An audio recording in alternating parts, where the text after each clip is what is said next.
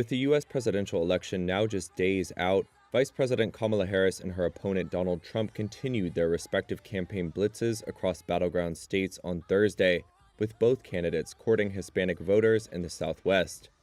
At Harris's first campaign stop of the day in Phoenix, Arizona, the Democrat blasted comments made by Trump a day earlier when he said, quote, "Whether the women like it or not, I've got to protect them. I'm going to protect them from migrants coming in." Did everyone hear what he just said yesterday? He does not believe women should have the agency and authority to make decisions about their own bodies. Reuters Ipsos polling last month found the race to be sharply divided along gender lines, with Harris leading among women by 12 percentage points. After a stop in Reno, Nevada, Harris closed the day with a rally in Las Vegas, where she courted Hispanic voters with the help of Latino celebrities, including pop star Jennifer Lopez. Lopez condemned Trump's recent rally in New York, where a comedian made racist jokes about Puerto Ricans and other minorities. I promised myself I wouldn't get emotional, but you know what? You know what? We should be emotional. We should be upset. We should be scared and outraged. We should. Our pain matters. We matter. Hispanic voters have traditionally been an area of strength for Democrats, but Trump has been gaining ground with the group. A series of Reuters Ipsos polls conducted this month showed that Trump had the support of 38% of registered Hispanic voters nationally. That's up from 32% at the same point 4 years ago. Meanwhile, Harris's share of Hispanic voters stood at 50%, compared with Democratic President Joe Biden's 54% in October 2020. At his first rally of the day in Albuquerque, New Mexico, a traditionally Democratic state, Trump argued he could win over the state's large Latino population. They all said, "Don't come." I said, "Why?" "You can't win New Mexico." I said, "Look, your votes are rigged. We can win New Mexico. We can win New Mexico." At his next stop in Henderson, Nevada, a state where Hispanics represent roughly a third of the population, Trump repeated well-worn anti-immigration talking points. The United States is now an occupied country. Can you believe I have to say that? We're an occupied country. They're coming in, and they're by the thousands. Trump wrapped his Thursday with a final stop in Glendale, Arizona, where he sat down for a live interview with former Fox News star Tucker Carlson. Opinion polls now show a historically close race between Harris and Trump, with the outcome of Tuesday's contest likely to be decided in 7 battleground states, including Nevada and Arizona. I was born here, and we are Americans. I am a mother. I am a mother. I am a sister. I am an actor and an entertainer, and I like Hollywood endings.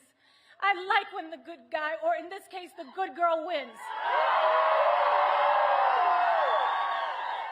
And with an understanding of our past and a faith in our future, I will be casting my ballot for Kamala Harris for President of the United States proudly.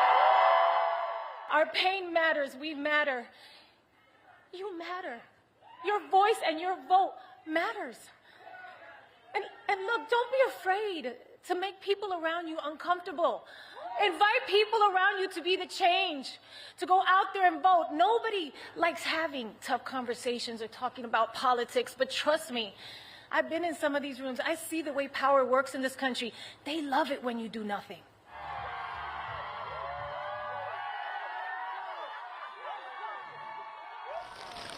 Catastrophic flash floods in Spain have killed dozens and devastated towns. Meteorologists branded it one of the most intense storms of its type in the last century for the Valencia region.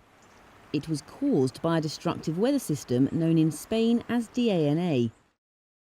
It's a phenomenon that occurs when cold air blows over warm Mediterranean waters. Hotter air then rises quickly and powerful dense rain clouds are formed. These clouds can stay over an area for hours, increasing the potential for destruction.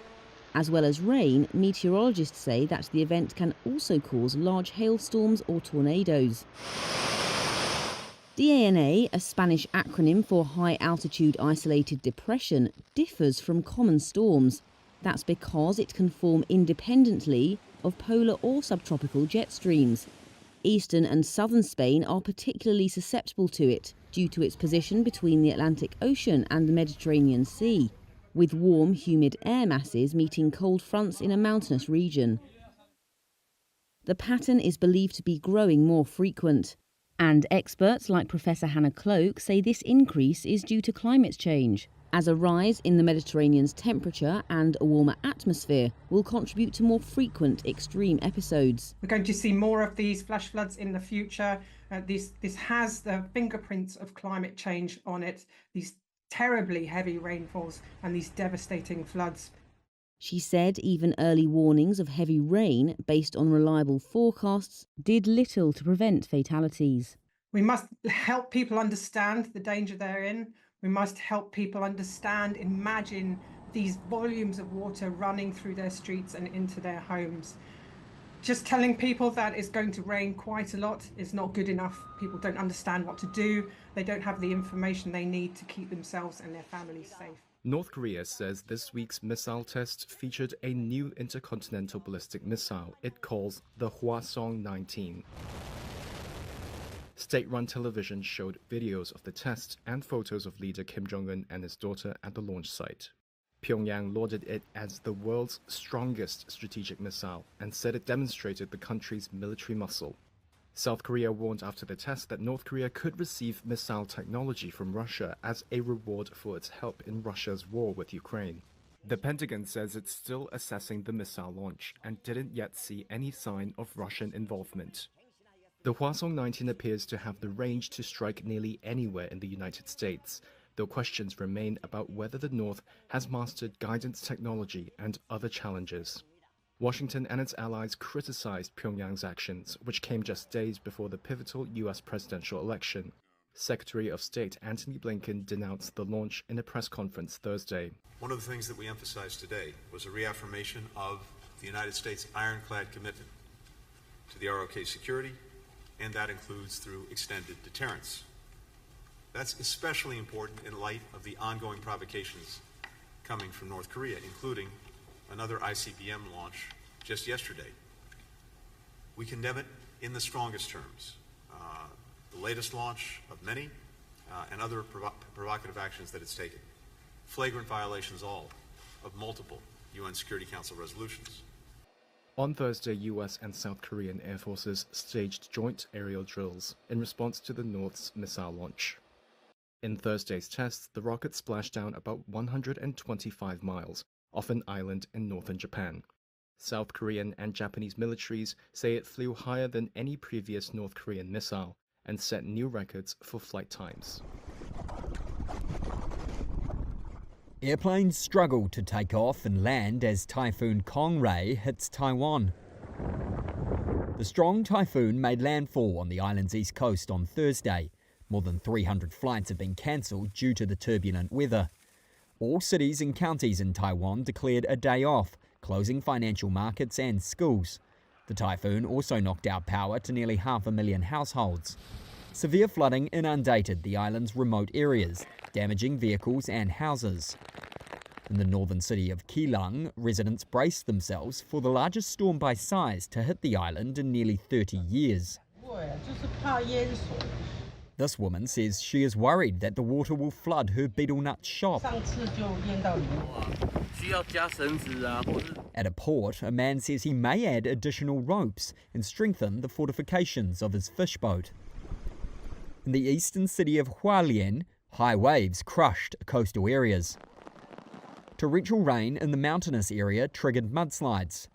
Administration forecaster Jean Huan said the storm will be much weaker after hitting the east coast. Nevertheless, people were advised to stay at home due to the danger of high winds. Almost 10,000 people have been evacuated from high-risk areas ahead of time, the island said.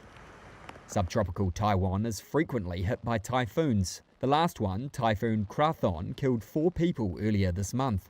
Kong-rey is forecast to graze China along the coast of Fujian province on Friday morning.